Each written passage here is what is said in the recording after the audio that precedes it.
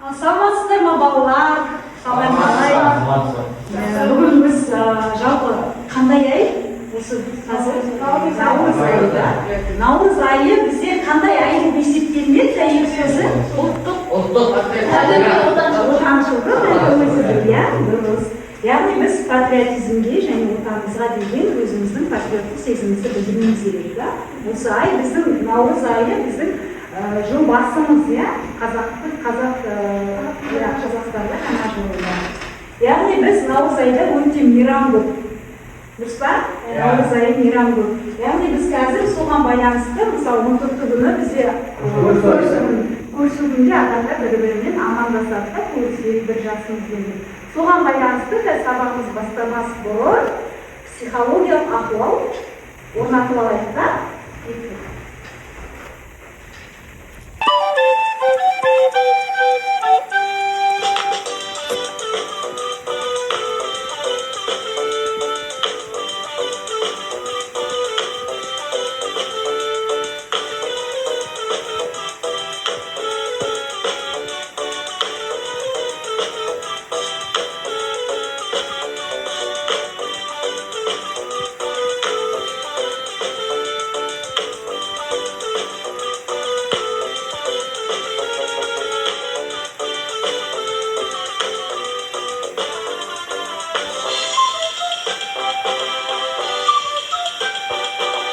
Ал балалар, мен қазір бір видеоролик қосам, сол видеороликтің кез келген жеріне тоқтатып қалам, сол кезде қандай амандасу түрі тұрады, тура солай жаныңдағы көршімен амандасатын боламыз.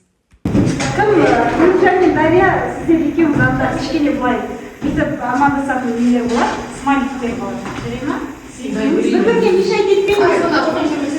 Мен қазір тоқтап қалам видеоны, экранда қандай амандасу шығады, тура солай жақынымен көршімен амандасасыңдар. Жарай ма?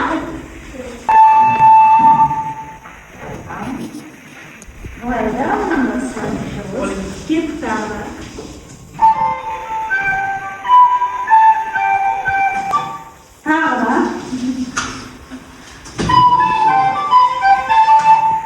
Енді лай құшақтасып амандасып.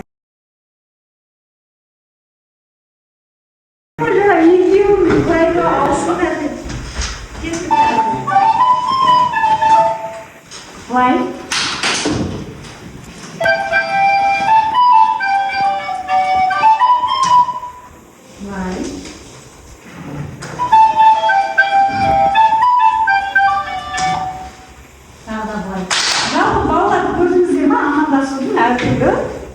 Нұсқасы бар да, бұлай да амандасады, бұлай да құшақтасып та, бұлай да нетеміз. Рахмет балалар, отырамыз. Енді келесі бізде жаңа тақырыптың өтпес бұрын өткенді аздап қайталауайық. Жарай ма? Өткенді қайталау, сіздерге қазір 5 сұрақ беріледі, арнайы платформада соған жауап береміз. Бірінші сұрақ басамын.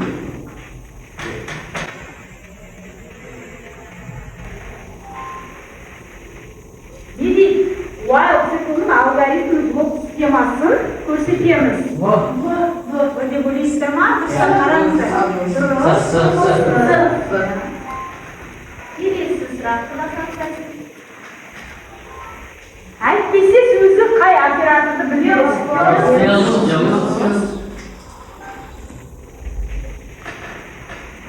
Үшінші сұрақ. Нұсқауының қызметі қалай?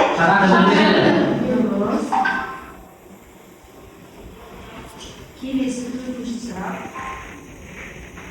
Нұсқауының айырмашылығы қандай?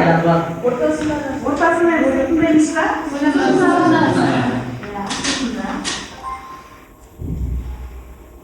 Келесі соңғы сұрақ. For циклының толығын көрсетеді. Ойлаңыздар, уақыт бар.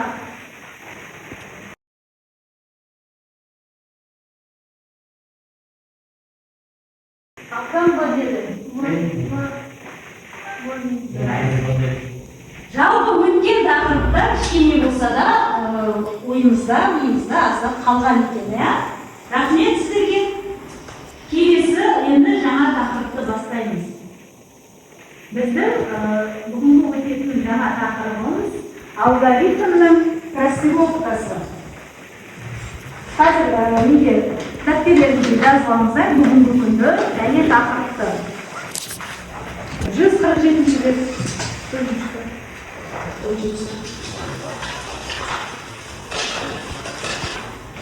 Жалпы алгоритм дегенді қалай түсінесіздер? Белгілі бір нұсқаулықтасты орындалып отыратын нәтиже. Тақырыптың оқу мақсатына сай мақсаты алгоритмге асыру. Ал жалпы сабақтың мақсаты жазып алуға болады. Алгоритм орындалу қадамдарын кесте түрінде талдап, әрбір айнымалының мәнін бақылау арқылы трассировка жүргізуді үйретеді. Енді мен жаңа тақырыпты түсіндіріп өтемін сіздерге. Сосын сол жаңа тақырыпқа байланысты бізде сұрақтар болады, тапсырмалар болады. Яғни программа құрушы, орысша тілде айтқанда программист, программа құрып жатқан кезде ол әрбір операторды орындап, қаншалықты білсе де, ол соншалықты қате аздау жібереді. Дейсіз ба? Мысалы, сіз өзіңіздің жұмысыңызды, өзіңіз сабақты, мысалы, пәнді жақсы меңгерсеңіз, сіз қатені аздап жібересіз. Бірақ дегенмен ол қате жібермейді деген сөз емес. Кез келген адам қате жібереді. Яғни программистер де код жазғанда қателеседі. Дейсіз ба? Яғни қате жіберудің бізде 3 түрі болады екен.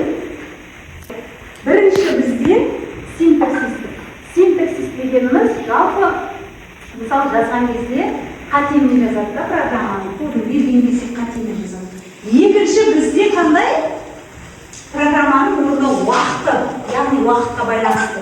Сіздер мысалы, операторын орындап келіп отырып, брейкті қосатын жерге келген кезде басқаны қосып жібересіздер да, ананың уақыты уже өтіп кетеді. Ана сен жаңағы қосып жүрген оператормен уже шарт шығып кетеді нәтиже. Сол үшін әрбір уақытқа байланысты. Енді үшінші қате бізде алгоритмдік қате. Яғни сіздер мысалы айнымалы бізде әрқашан әріппен басталады. Яғни санмен басталмайды. Айнымалы мысалы А айнымалысы бірге тең емес. Яғни А дегеннің орнына біз бір айнымалысы деп қоя алмаймыз. Яғни бұл алгоритмдік қате. Сонымен үш қате болады екен, синтаксистік және уақытына байланысты. Сосын алгоритм үш қате болады. Программа орындап жатқан кезде. Келесі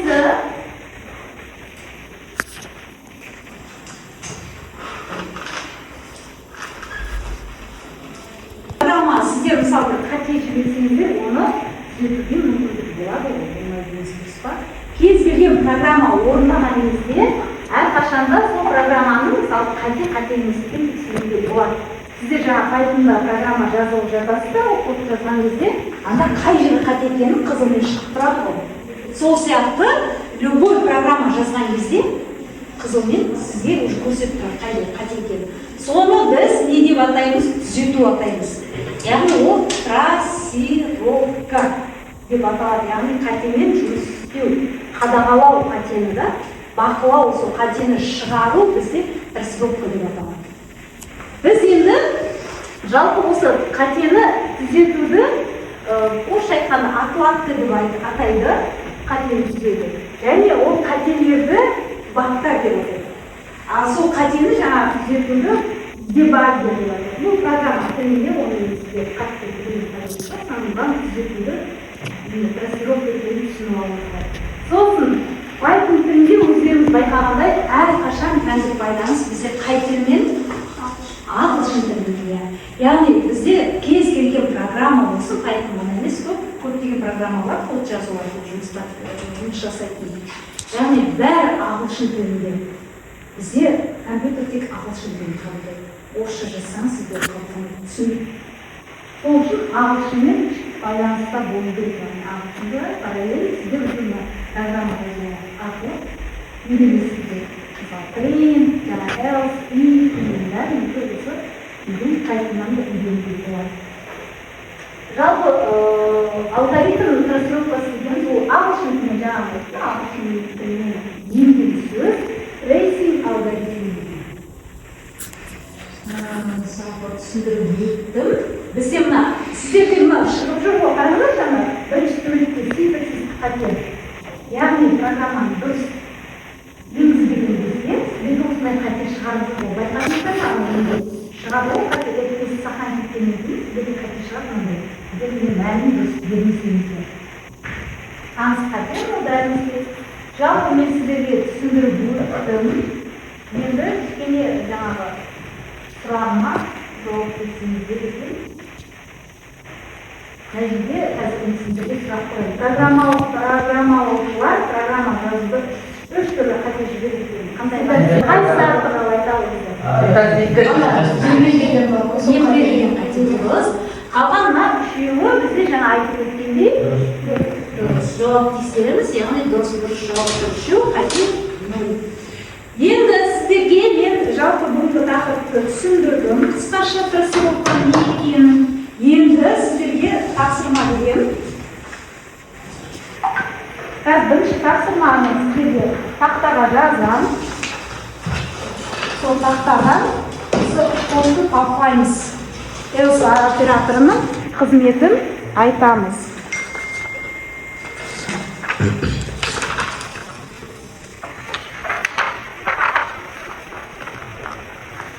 Мына жерде 5 тапсырма бар. Бірінші тапсырманы мен сіздерге мына нені көріп тұрма бәріңізге? Мына программа коды. Осыны қазір барымыз енгізбей ақ қойыңыздар. Кім әр топтан бір оқушыдан енгізуге болады. Осыны қазір неге қайтарына енгіземіз. Сосын нәтижесін айтамыз. Қайсысы дұрыс, қайсысы дұрыс емес. Жазып болғандарыңызды айтасыздар. Көмек керек болса айтыңыздар.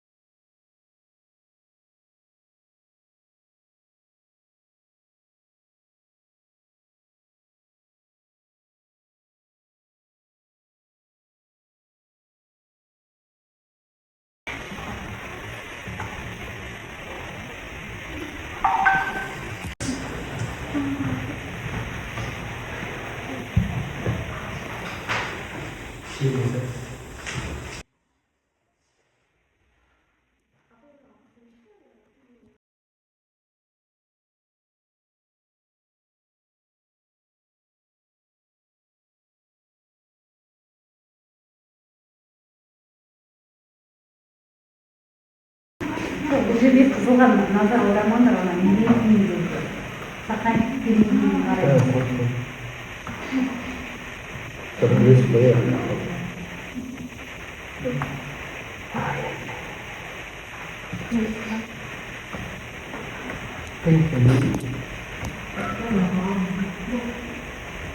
Кім болды? Біз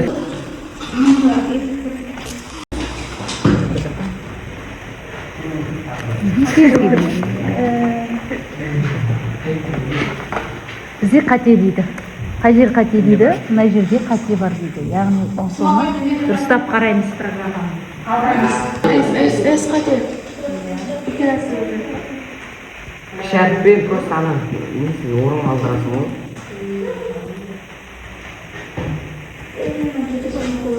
Сосын Anca sola turan koy.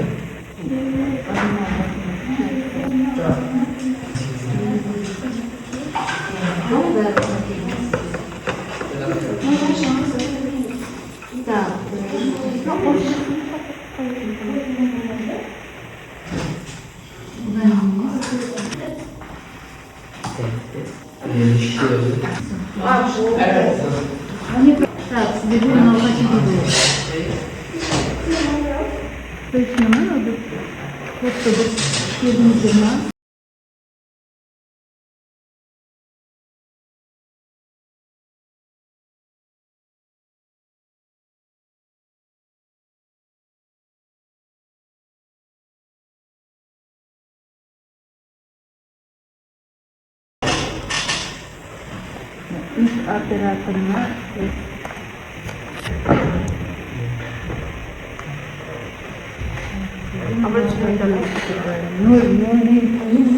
endi programmani ishtab. Так, Nurdona siz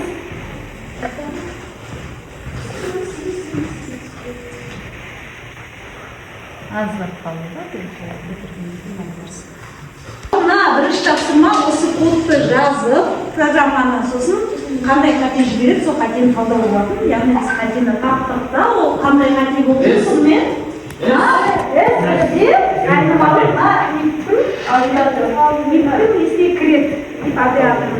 Секрет, yani sırtında emas, içinde turadi. Так, Nurdona bo'lsin, ikkinchi topshirmaga o'tamiz. Ikkinchi topshirmani ya hozir kichkina tushuntirib beraylik. Ikkinchi topshirma sizlarga mana төменде ko'rsatilgan programma ekranish, төменде ko'rsatilgan kodlarni xatolarini aniqla deydi. Ya bo'ldi programmani. Tabiiy Python bilan qo'llanmaymiz, mana programmani xatosini aytib chiqamiz. Bolalar, Сонымен бірінші тапсырманы орындадық, қате таптық, енді ол топтық жұмыс болды. Келесі бізде жұптық жұмыс.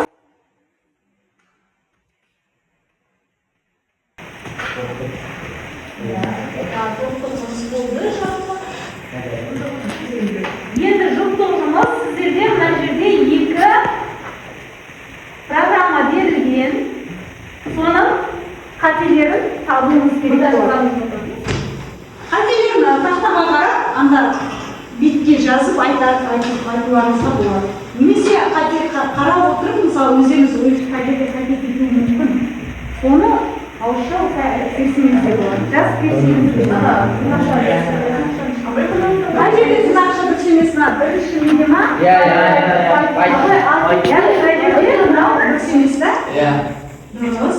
Келесі тағы қандай қате болып тұрады? Әрбір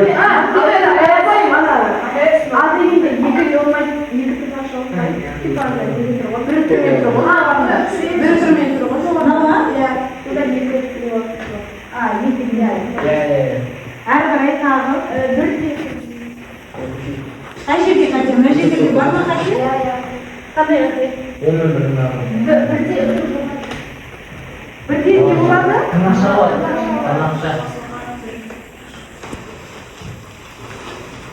Тырнақша болады дейсіз ба? Сосын тағы да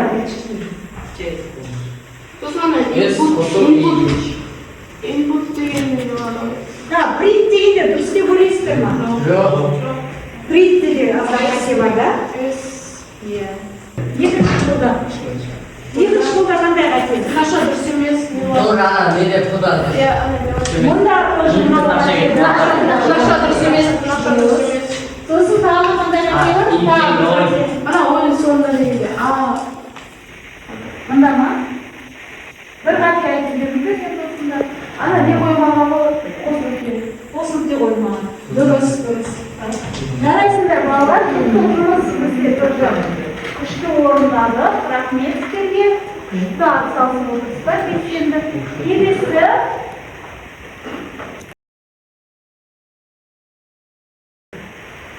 жеке жұмыс болады.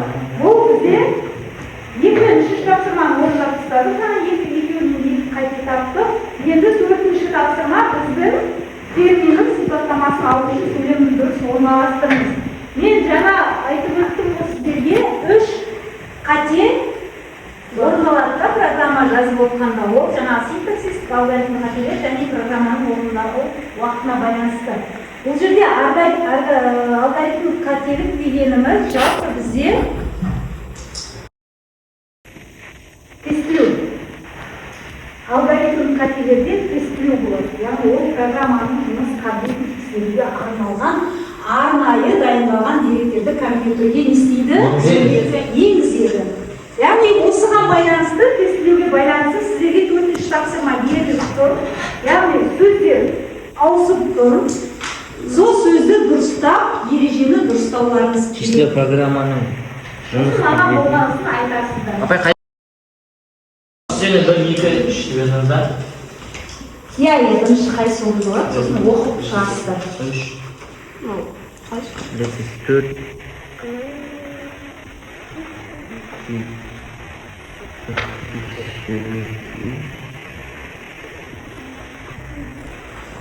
Апай, мен үстіне жазып шығарып отырмын. Иә, үстіне жазып шығарыңыз. Жеке жұмыс әрқайсыңыз өзіңіз жазасыздар.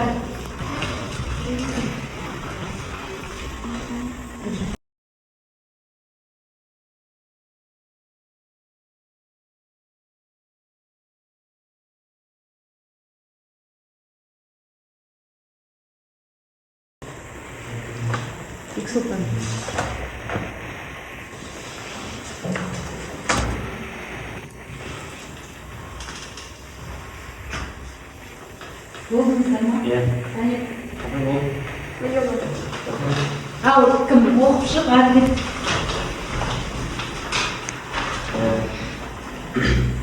Тестілеу программаның жұмыс қабілетін тексеруге арналған арнайы дайындалған деректер компьютерге енгізу болып табылады. Дұрыс, иә. Тестілеу. Яғни программаның жұмыс қабілетін тексеруге арнайы істеген деректерді компьютерге енгізу болып табылады. Дұрыс. Келесі тапсырма бізде соңғы тапсырма енді салыстыру. Яғни мен сіздерге қазір тақтаға шығарам, жалпы екеуін сәйкестендіресіздер.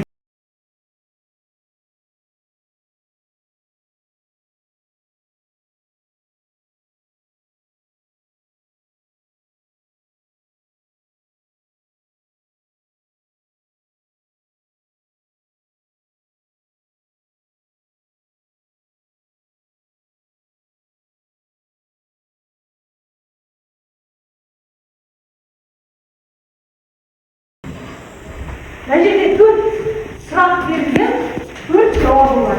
Яғни екеуін бір-бірімен сәйкестендіру. Салыстыру ол қай мына екінші жолда қайсыған тең деп көресіздер?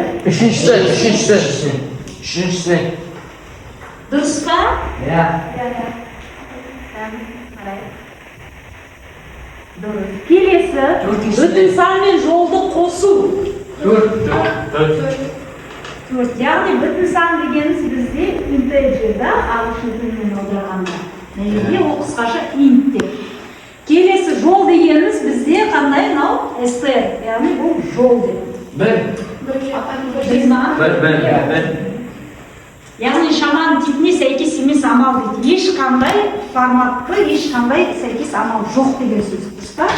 Келесі қате бізде қандай? Санды нөлге бөлуге болмайды. Яғни zero деген бізде ағылшын тілінен нөл деген. Әрбір қатенің өзі айтып тұр. Тек айтыны жаңа сіздерге ағылшын тілін сіздерге кішкене беске білмесеңіздер де, уже программа тілінде кішкене болса да білулерің керексіңдер. Келесі бізде енді әр тапсырмаға сіздерде қазір мен қысқа мерзімді жоспарымдасам, әр тапсырмада сіздерге дескриптор берілген. Яғни бірінші тапсырмада дескриптор сіздерде жалпы 10 балдық жүйе, білесіздер ғой, 10 бал қоямыз максималды. Яғни бірінші топтық жұмыста сіздерде 2 бал болады. Яғни бірінші программаны талдайсыздар, екіншісі соған түсініктеме бересіздер, 2 бал. Әрі қарай жұптық жұмыс. Бұнда біз не істейміз? Программаны құрамыз, сосын сол программадағы қатені табамыз және тексереміз да. 3 баллында Ары қарай общий 5 балл болды, жаңа 2 баллмен. Ары қарай мына тапсырмада уже үшінші тапсырмада екі нені қатесін тексердік, дұрыс па? Ол жерде общий 2 балл беріледі. Сонда 7 балл болды бізде. Сосын жеке жұмыс жаңа екі салыстырумен және нені дұрыс қоюда ережені. Екеуінде де бір балдан 9 балл болды. Енді соңғы бізде нені істеуіміз керек? Сабақты білген жаңа сабағымызды бекітуіміз керек.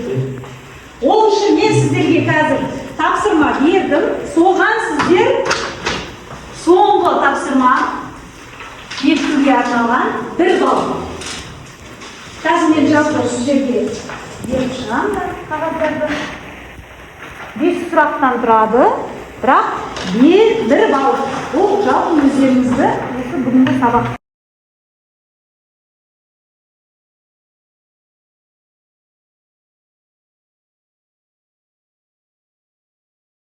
Түсінгендеріңізді жазасыздар. Мен қазір сұрайын, осы сұраққа жауап береміз онда орныңыздан отырып. Кішкене дайындап алыңыздар сұраққа. 5 минут берем. Кітаптан қараңыздар жауаптарын.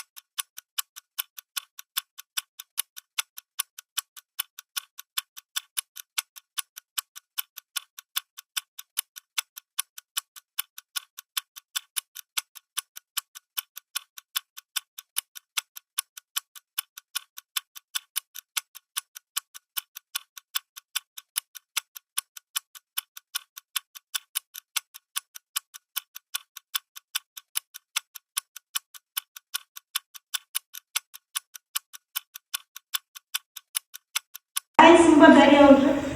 Қазір мен оны бірінші сұрақты оқиын.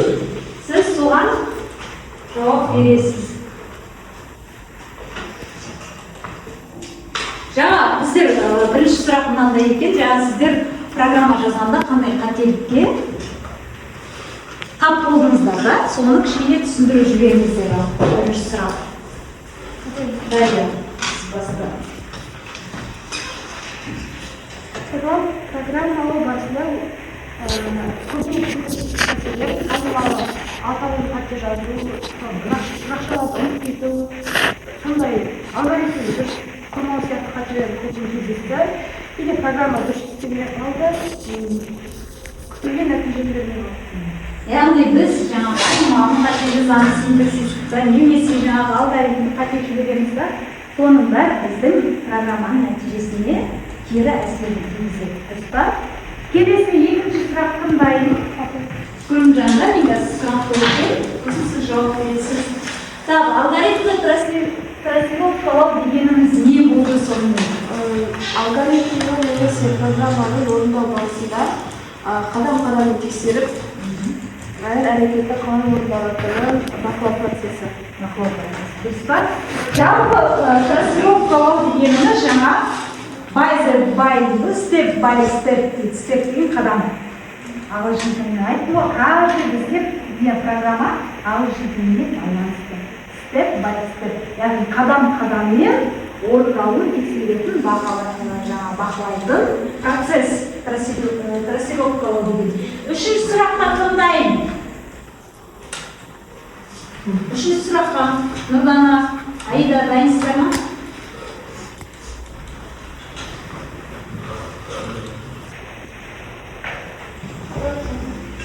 Дайынсың ба, Дария уже? Қазір мен оны бірінші сұрақты оқиын, сіз соған жауап бересіз. Жаңа біздер бірінші сұрақ мынандай екен, жаңа сіздер программа жазғанда қандай қателікке тап болдыңыздар да, соны кішкене түсіндіріп жіберіңіздер. Бірінші сұрақ. Дария, сіз баста. программалау барысында аталған қате жазу, нақшаларды ұмытып кету, сондай алгоритмді дұрыс құрмау сияқты қателер көптеген кездесті. Кейде программа дұрыс істемей қалды, күтілген нәтижелер бермей. Яғни біз жаңағы айнымалының қате жазамыз, синтаксисті, немесе жаңағы алгоритмді қате жібереміз да, соның бәрі біздің программаның нәтижесіне кері әсерін тигізеді. Дұрыс па? Келесі екінші сұрақ тыңдайын. Күлімжанда мен сұрақты оқиын, сосын сіз жауап бересіз. Алгоритмді трассировкалау дегеніміз не болды сонымен? Алгоритмді немесе программаны орындау барысында қадам-қадам тексеріп, әр әрекетті қалай орындалатынын бақылау процесі. Дұрыс па? Жалпы трассировкалау дегеніміз жаңа step by step деген қадам. Ағылшын тіліне айттым ғой, каждый бізде программа ағылшын тіліне байланысты. Step by step, яғни қадам-қадаммен орын алу тексеретін бақылайтын процесс, трассировкалау деген. Үшінші сұраққа тыңдайын. Үшінші сұраққа Нұрдана, Аида, дайынсыздар ма?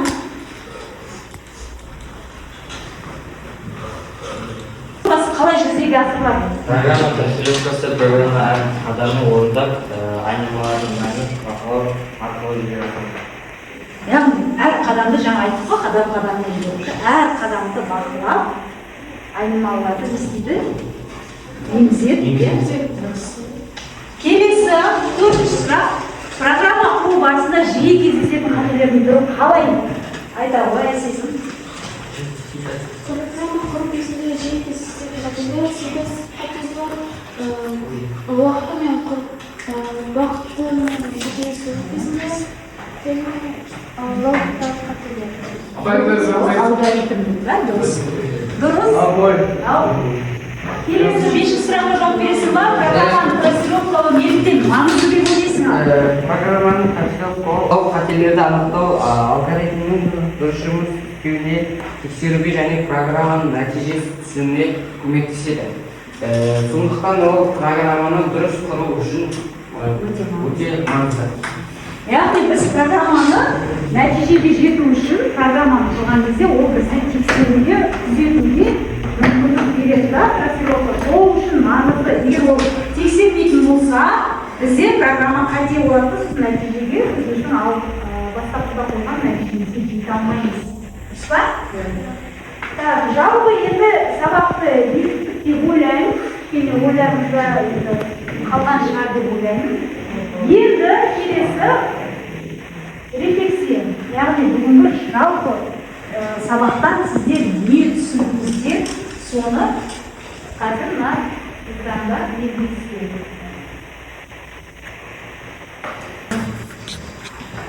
Ал келіңіздер. Айсезін бастайық. Басамыз қайсысы сізге түсінікті болса түсінікті, сұрағың болса тағы сұрағың бар дейсіз. Әше түсінбесеңіз тағы айтыңыз, келесі сабақта тағы түсіндіріп өтемін. Келесі, Аида. Маған барлығы түсінікті болды. Сізге де бәрі түсінікті болды. Келесі, Әдет. маған барлығы түсінікті болды. Келесі, Дарья. Маған да барлығы түсінікті болды. Келесі, Руслан. Сіздер айтыңыздар, түсінбеген жерлеріңіз болса, келесі сабақта түсіндіріп өтем тағы да. Маған бәрі түсінікті болды.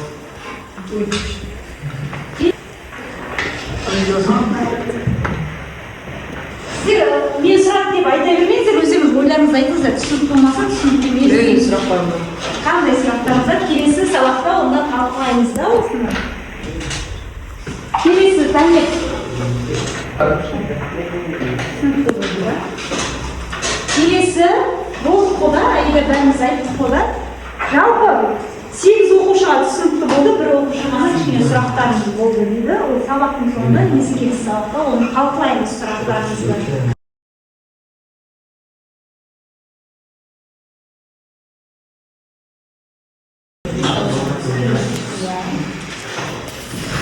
Яғни мұнда for және while циклындарға тақырыптарын бірін таңдап есіне құрастыру керек болады. Және компьютерда құрастырған есебінің программасын жазу керек болады. Яғни өздерің, мысалы бізде математикамен байланысты, информатикамен есеп береді, сол есепті біз уже Python тілінде жаза аламыз. Бірақ ол кезде логикалық амалдар аздап өзгереді. Мысалы, математикада бөлу мынандай болса, екі точкалы қосын нүкте болса, бізде слэш арқылы бөлу. Сол себепті негізі математика мен информатиканың есепке ұқсас келеді, амалдары. Соған байланысты үй тапсырмасы while және for циклдарын пайдаланып есеп құрастыру керек болады. Сол есептің программасын жазамыз. Өздеріңіз кейін жазып келіңіздер, сосын мектепке келгеннен кейін келесі сабақта оны қатесін жаңағы транслировка әдісі арқылы есеміз тексеріп сөйтеміз. Жалпы балалар, сіздерге өте рахмет. Бүгінгі сабағымыз осымен аяқталды. Алгоритм транслировкасы не екенін түсіндік деп ойлаймын. Және соған байланысты жаңа тапсырмаларды орындадық. Соның бәрі сіздерге түсінікті болды деп ойлаймын. Сабақ мақсатымызға жетті деп ойлаймын. Рахмет сіздерге. Ал сау болыңыздар.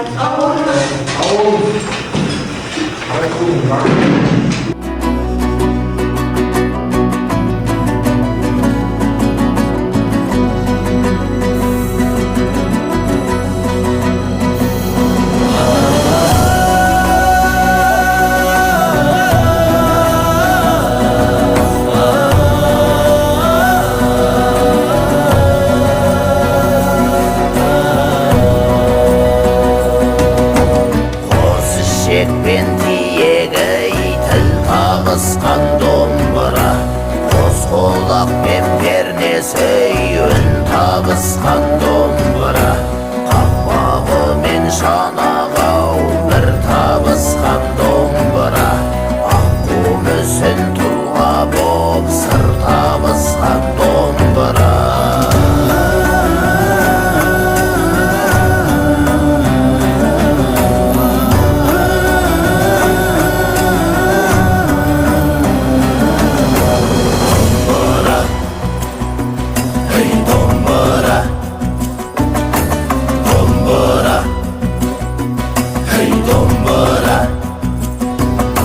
Саңғырлаған сазымен бименен дос домбыра, қобызбенен қосылып күйменен дос домбыра, қақ төрінен орынап күйменен дос домбыра, қонақ келсе құдайы сыйменен дос домбыра.